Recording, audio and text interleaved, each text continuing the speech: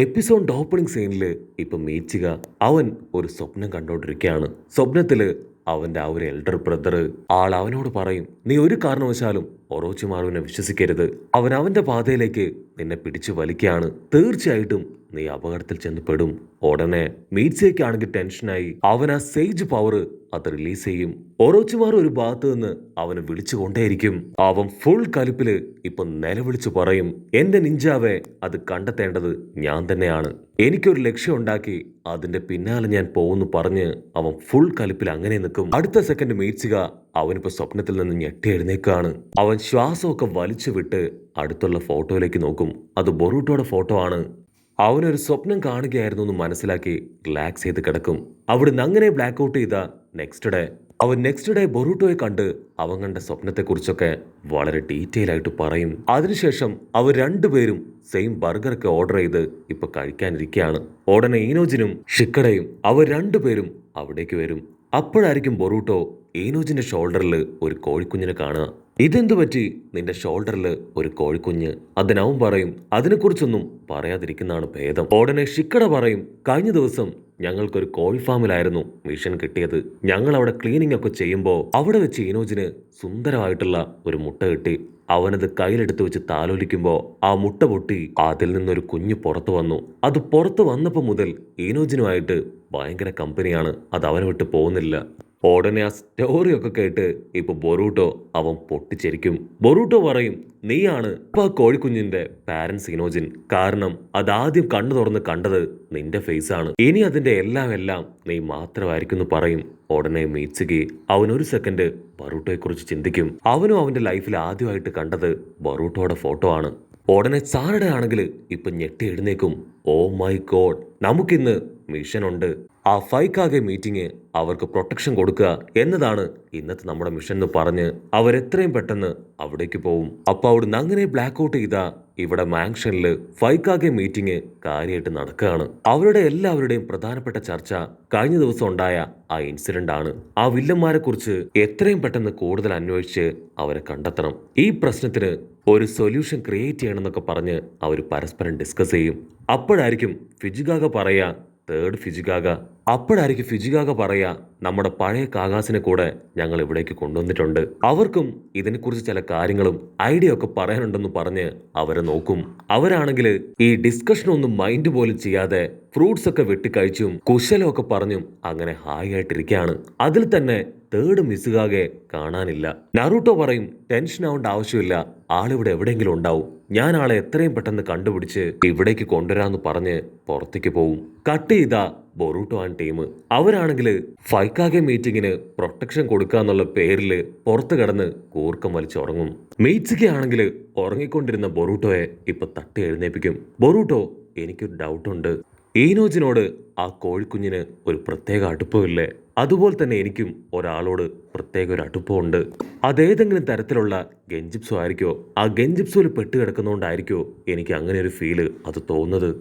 അത് കേട്ട് നറൂട്ടോ ചിരിക്കും. നറൂട്ടോ പറയും, നമ്മൾ കോഴിയൊന്നും അല്ല. നീ ഒരു ഗെഞ്ചിപ്സോലും ഇപ്പൊ പെട്ടുകിടക്കുകയല്ല. നമ്മൾ ചിന്തിക്കുന്നതും പ്രവർത്തിക്കുന്നതും എല്ലാം തന്നെ നമ്മുടെ ഇഷ്ടത്തിനാണ്. അത് കേട്ട് ഇപ്പൊ മീറ്റ്സയ്ക്കും സന്തോഷാവും. അതിനുശേഷം ബൊറൂട്ടോ അവന്റെ പപ്പ നറൂട്ടോ പറഞ്ഞ ചില കാര്യങ്ങള് ഇപ്പൊ മീറ്റ്സയ്ക്ക് പറഞ്ഞു കൊടുക്കാൻ തുടങ്ങും. അങ്ങനെ അവർ കാര്യമായിട്ട് എന്തൊക്കെയോ സ്റ്റോറി പറയുമ്പോഴായിരിക്കും കുറച്ച് ഷിനോബികള് അവിടേക്ക് വന്ന് ഒത്തുകൂടുന്നതായിട്ട് കാണുക. മീറ്റ്സിക്ക് പറയും, കുഴപ്പമില്ല, അതെന്താണെന്ന് ഞാൻ പോയി നോക്കിയിട്ട് വരാമെന്ന് പറഞ്ഞ് അവൻ അവിടേക്ക് പോവും. അപ്പൊ സാറടയ്ക്കാണെങ്കിൽ എന്തൊക്കെയോ കൺഫ്യൂഷനും വിഷമവും ഒക്കെ തോന്നും. ബൊറൂട്ടോ, നീ കുറച്ചുകൂടെ കാര്യമായിട്ട് മീറ്റ്സിക പറയുന്ന കാര്യങ്ങള് അത് ശ്രദ്ധിക്കണം. അവൻ എന്തൊക്കെയോ ഗൗരവമുള്ള കാര്യങ്ങളാണ് നിന്നോട് പറയാൻ ശ്രമിക്കുന്നത്. പക്ഷെ നീ ആണെങ്കിൽ അതെല്ലാം വളരെ സില്ലിയായിട്ട് കാണുന്നു. അതിന് ബൊറൂട്ടോ, അയ്യോ ഇല്ല, എനിക്ക് അവനെ ആക്ച്വലി ഭയങ്കര ഇഷ്ടമാണ്. ഞങ്ങൾ തമ്മിൽ നല്ലൊരു ബോണ്ടൊക്കെ ഉണ്ട്. അവൻ പറയുന്ന എല്ലാ കാര്യങ്ങളും ഞാൻ വളരെ കാര്യമായിട്ട് തന്നെയാണ് കേൾക്കുന്നതും ശ്രദ്ധിക്കുന്നതും. അത് കഴിഞ്ഞ് അല്പസമയം കഴിയുമ്പോൾ മീറ്റ്സുക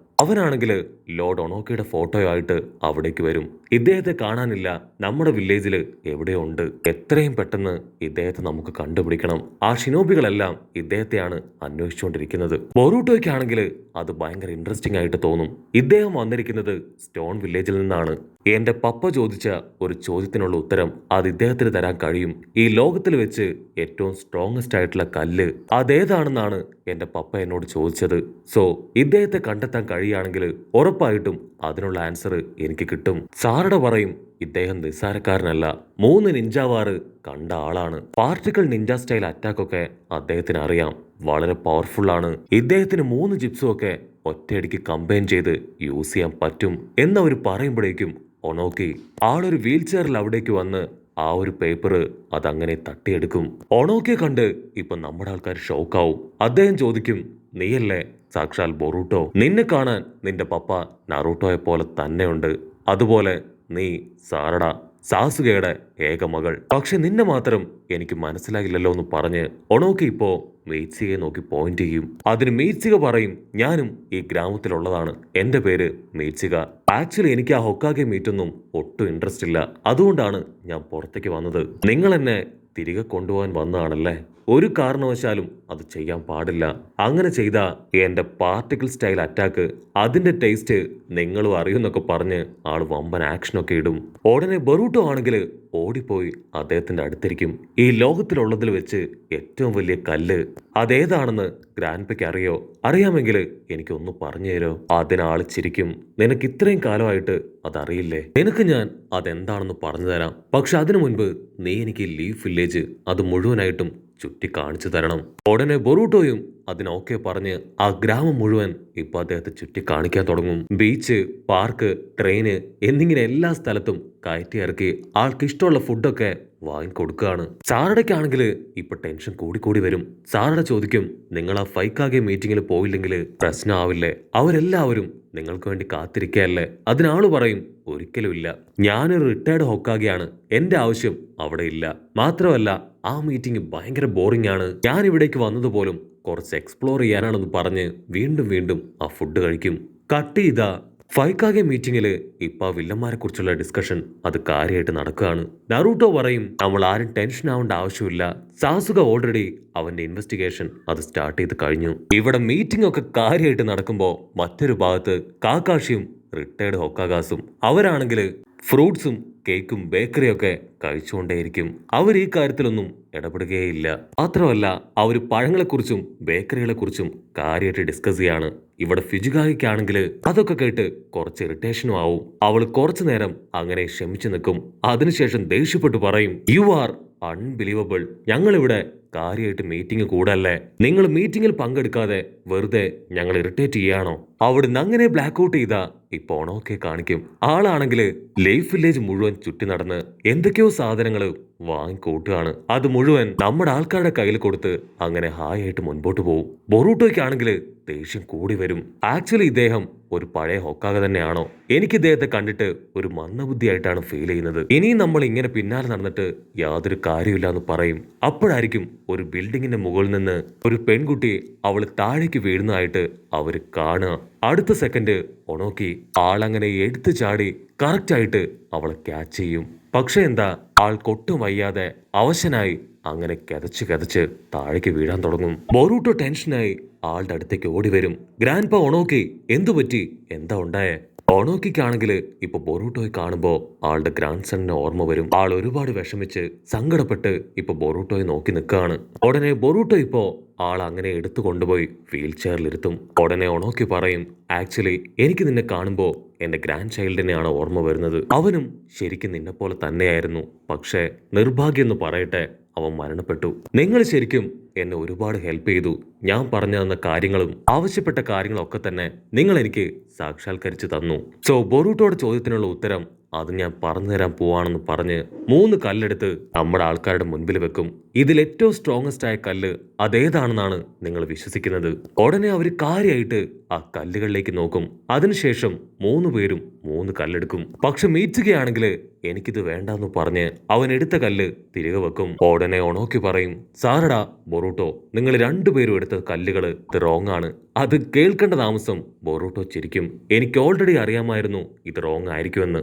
അപ്പോഴായിരിക്കും ഒണോക്കി പറയാ, ഏറ്റവും സ്ട്രോങ്ങസ്റ്റ് ആയിട്ടുള്ള കല്ല് അത് മറ്റൊന്നുമല്ല, നമ്മുടെ മനസ്സാണ്. അത് കേൾക്കേണ്ട താമസം ബൊറൂട്ടോയും സാറടയും അവർ 2 പേരും ഹാപ്പിയായി അവിടുന്ന് ഓടും. പക്ഷെ മീറ്റ്സിക മാത്രം എന്തൊക്കെ ആലോചിച്ച് കൺഫ്യൂസ്ഡ് ആയിട്ട് നിൽക്കാണ്. ഉടനെ ഒണോക്കി ചോദിക്കും, നിന്റെ ഉള്ളില് എന്തോ ഒരു പ്രശ്നം ഉണ്ടല്ലേ? അതിനവൻ പറയും, അതെ, പക്ഷെ ഇതുവരെയായിട്ടും അതിന് സൊല്യൂഷൻ കണ്ടെത്താൻ എനിക്ക് കഴിഞ്ഞിട്ടില്ല.